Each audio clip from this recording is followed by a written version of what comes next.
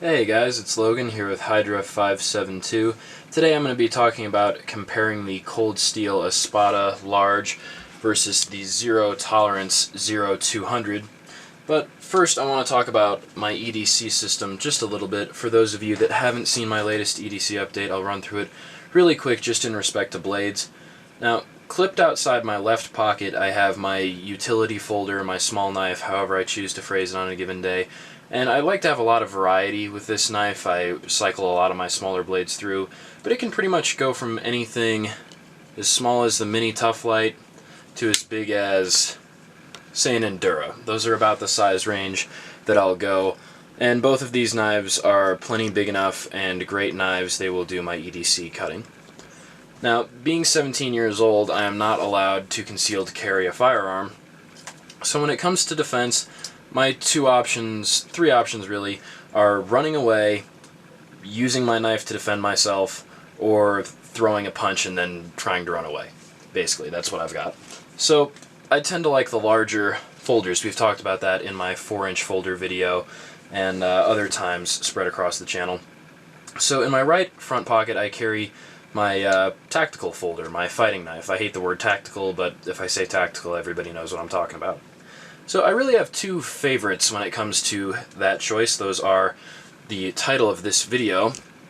Here we have the Zero Tolerance 0200, and I really like this blade. I got it at Christmas time, so it's basically been 8 months now that I've been playing with this blade, and it is just a superb blade. It's built like a tank.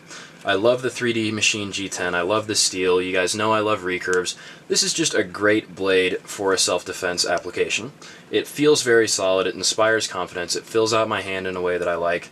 And yeah, you guys have seen the review. I was a little bit critical in the review, but I do carry this knife a lot. It's been an integral part of my EDC system for a reason, and that is because when I've got it, I feel like I could protect myself with this implement. I would be well off to defend myself if I would need to, God forbid. Now recently, you guys have seen in a video or two, I picked up from Sebastian the Cold Steel Espada large model. And I've been comparing these two blades, and I wanted to do a little video sharing my comparison because I think it's an interesting comparison.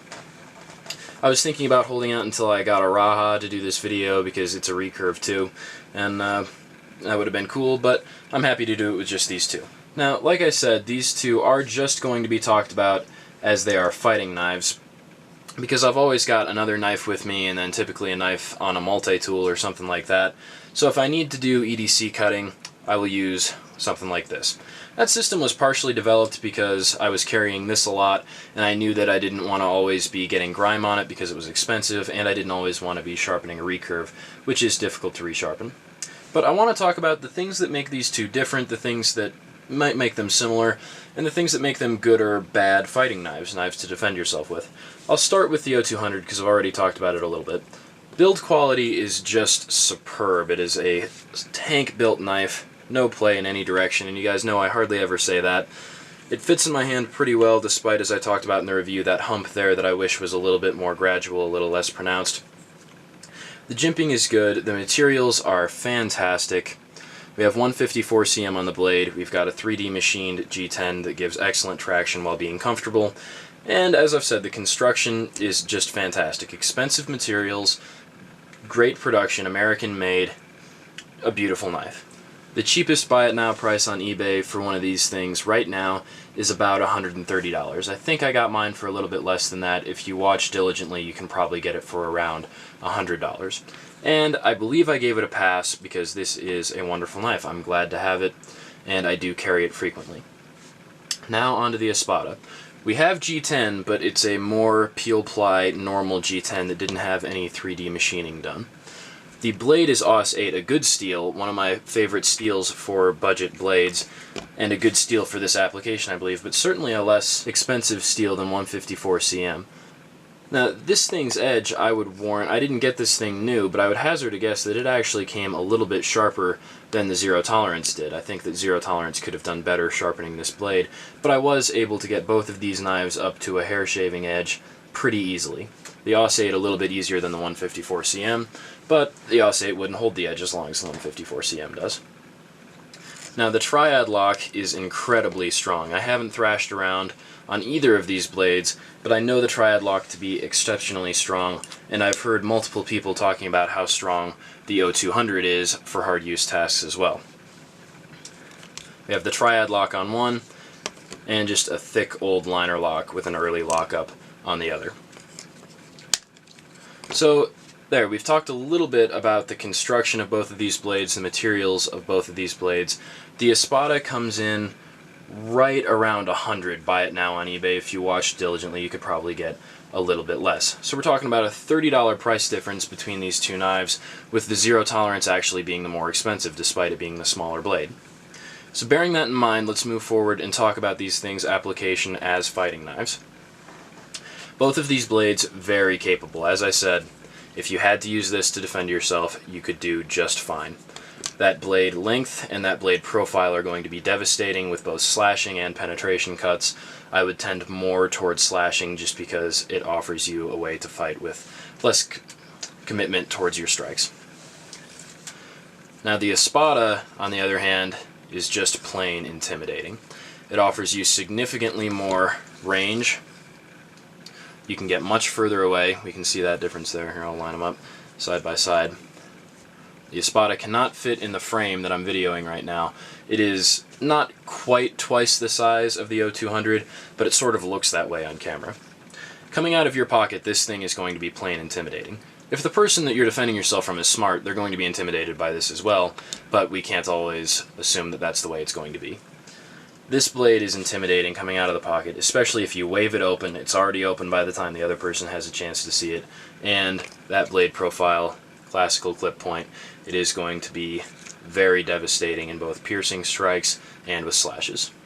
And this blade actually has enough weight, enough length, and enough leverage that with no education and nothing to base my claim off of, I'm going to claim that if you swung this thing around hard, you could inflict very bad injuries approaching the level of cutting somebody's arm off. I really mean that. Going straight through their arm, near their hand. I think you could do it with this blade. Now obviously I think somebody who is trained and who is desperate with this blade could provide some pretty nasty injuries as well. As we've seen with Chad's arm, I slashed open Chad's arm accidentally. Didn't mean it at all. We were screwing around, and this blade dug in really deep. We were scared for him. We had to perform first aid and all that. So both of these blades, very capable. But the thing that the zero tolerance doesn't offer that the cold steel does is that extra range, that ability to get further away, swing the knife around, and have almost a foot of knife keeping you away from the person that's attacking you that you need to defend yourself from. Also, the intimidation factor, definitely more severe, more apparent with the cold steel than with the zero tolerance. Regardless of this being, for all intents and purposes, a very large blade. I mean, for reference, we can compare the zero tolerance to the Endura, which is a large blade, and it dwarfs it. It is clearly larger and offers you some more blade. So it is a very large blade, but let's compare the Endura to the cold steel. The intimidation factor with the cold steel will be very palpable. It will be real. If you ever need to defend yourself, this can be a deterrent as well as a very effective weapon. So, clearly the knife with the better materials. I would even argue the better design. I love the recurve design. It is a shallow enough recurve that it isn't too terrible to sharpen. It is doable. Beautiful handle material. A little bit of an ergonomic ding there, with the hump being a little bit too pronounced. Great deployment. Love that sound. Overall, one of my more expensive blades, one that I'm very happy to have in my collection. Cold steel, more standard materials. For a $100 knife, AUS 8 is actually a little bit of a cheap material. Typically, if you're spending $100 and getting AUS 8, you're getting something else in addition. Reference the Nerk tie, where you're getting an innovative design and good finishing, all of that stuff.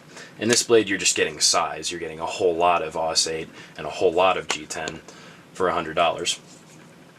You're getting the triad lock, very strong. The deployment, backlocks don't tend to sound as magical, but I do love the deployment all the same. can hear that click in there. Very strong lock. Though if you were defending yourself from a person in a civilian setting, you probably wouldn't need to utilize the full lock strength of either of these blades. Both would certainly be sufficient, but if we're getting down to it and we're comparing and we're saying which one would you buy, $130, $100, if you're defending your life with a knife, if you're walking around someplace where you actually need to think about self-defense, which knife do we pick? Do we pick the knife with the better construction, better materials, American manufacturing? Do we want that one? Do we want the knife that's made in Taiwan, uses a steel that you would have to resharpen after hard use, but, as we've already said, this isn't an EDC folder. Hopefully you're not using this knife to slice open your boxes. If you're carrying something like this, making that commitment to defend yourself, I would recommend integrate another knife into your system. Even another larger knife. If you've got a lot of EDC cutting to do, get yourself something big like this that'll be your EDC folder. Sharpen this, it's an easier blade profile to sharpen than either of these. And then if you put a hair whittling edge on your defense knife, you can count on it being there 6 months down the road. You can get these things up to hair whittling, just throw it in your pocket and touch it up once every 3 months, check it every couple of weeks, the edge will be good. So, we see that with that sort of system going, the edge retention, the quality of the steel starts not to matter as much. Aus 8's actually a little bit easier to get to a hair whittling edge. So, that's all I'm saying is look at these two blades. Both blades that I'm very happy to have in my collection, but they sort of represent this dichotomy that I think paints cold steel in a very positive light. We have a whole lot of the knife industry giving us smaller blades like the 0200 with beautiful build quality as we get towards the more expensive end, and very good materials, 154 cm, the 3D machining on the G10 is outstanding. Whereas we have cold steel really seeming to focus and give us not a beautiful blade. I do think the Espada is beautiful, but materials-wise it's just standard. It's a very competently constructed blade, but as a weapon it makes a whole lot of sense. For the $100 you're getting a more intimidating weapon and a weapon that gives you more distance and more leverage to do your defensive work with. And I think that's pretty cool. I understand that people will want to carry something like the Zero Tolerance 0200. For a lot of people this is a large knife.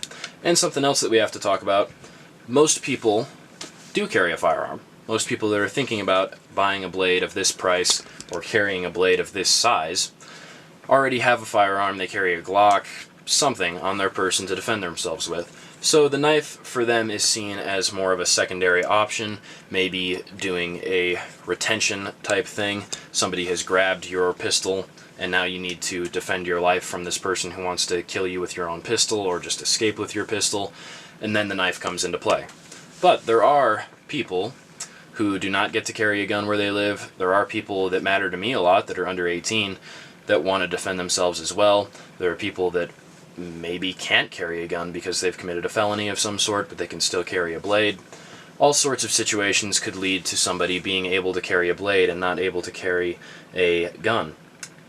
Or you might just not be carrying a gun on any given day. You know you're going to a place where your gun wouldn't be allowed, and you want to carry a blade to protect yourself still.